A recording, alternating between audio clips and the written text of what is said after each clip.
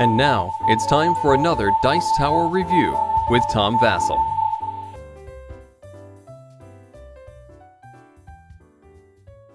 When I first heard about Day and Night, I immediately, when I saw some pictures of the game online and such, it immediately brought my mind to the series of games that's on the Apple Macintosh computer. You play all the different games like checkers and chess, and you can either be day or night, and you're playing against the other person, who makes these really belittling comments. But that's a different subject.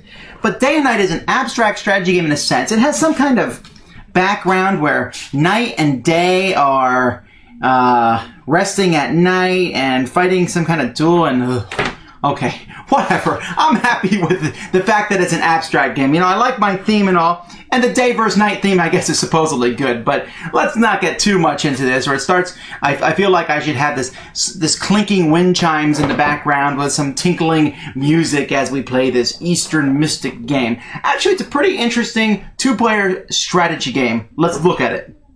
Alright, here's the board, which is made up of a whole bunch of different squares and some kind of yin-yang-ish thing in the middle. And each player has a piece. Here's night over here, and here's day over here, and they each have a deck of cards. Now, unlike many strategy games in this regard, the day and the night deck are completely different decks. They have some cards that are the same, but for the most part, they're fairly different and have a different kind of feel. You'll start with 5 cards, and then on your turn, you have 12 hours to spend.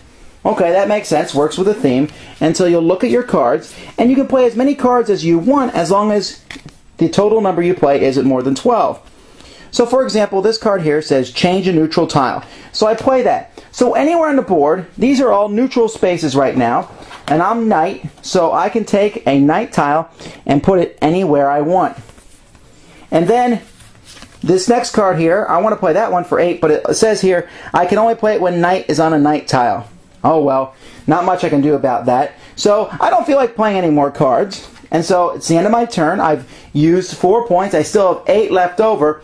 It costs 3 points to move night, and I do that after I play some cards. So I could say, okay, that's 7, 10. Okay, I'm out of points, and I'll just continue playing next turn. But every time I move night, I get to draw an extra card. Now I have to discard down to 5, but the only way to get cards is by moving your piece on the board. You can't move them back and forth like this.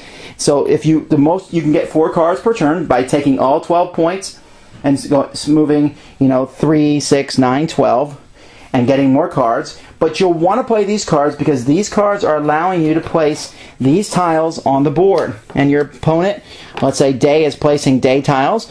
And there's all kinds of cards. Some of the cards will let you flip another person's tile over.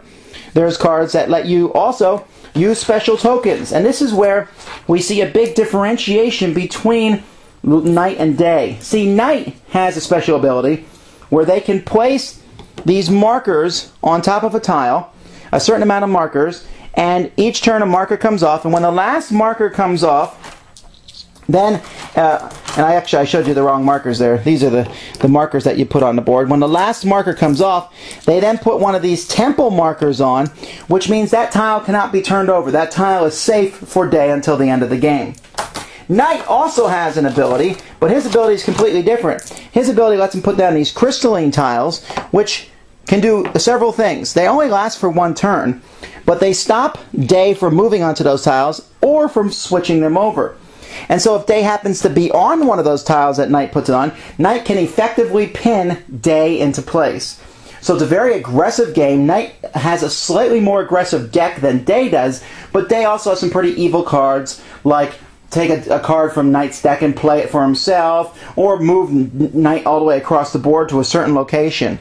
At first, when I looked at the victory conditions, day actually has an extra victory condition than night does, and you think day has the advantage, but night's special ability seems a little bit more powerful. In fact, in my first game that I played, as day, I was completely stopped because night just kept stopping me in my tracks. I couldn't move or get anything done. The goal of the game is to get a group of 9 of these tiles together. So let's see, we have 1, 2, 3, 4, 5, 6, 7, 8. Here's 9 of them together. When that happens, whichever side it is, day or night, can put a temple token on those 9 tiles. Those 9 tiles become a temple for that side, day or night, and they can't be flipped over anymore. And this continues. You're trying to get 2 temples. Now, day only has to get 1 temple, and then they can use that special ability if they can get 1 more tile and mess it up so that there's no possible way for night to get 9 more tiles, then day will win. Other than that, the first person who gets 2 of these temples wins.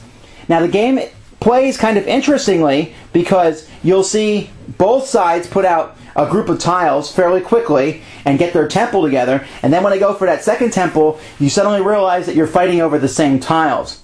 Once you get better at it strategically, you will try to attempt to mess up their first temple because it's better to stop them from the beginning than farther on. Has some really nice looking pieces here. You can see them with the different stones. The cards are good quality, and there's quite a variety amongst them. I'll be honest, when I first saw Day and Night, I really expected that my reaction towards it would be one of, okay, here comes this Eastern themology. But when you're playing the game, you don't feel that at all, and I was really impressed because it's really fun to play a game where both sides don't have the same forces, and yet they feel balanced. Day is the person who plays Day is going to be the sneakier person, I think, the person who can get tiles around the board, while Night is the person who is more aggressive and wants to get up in the other person's face.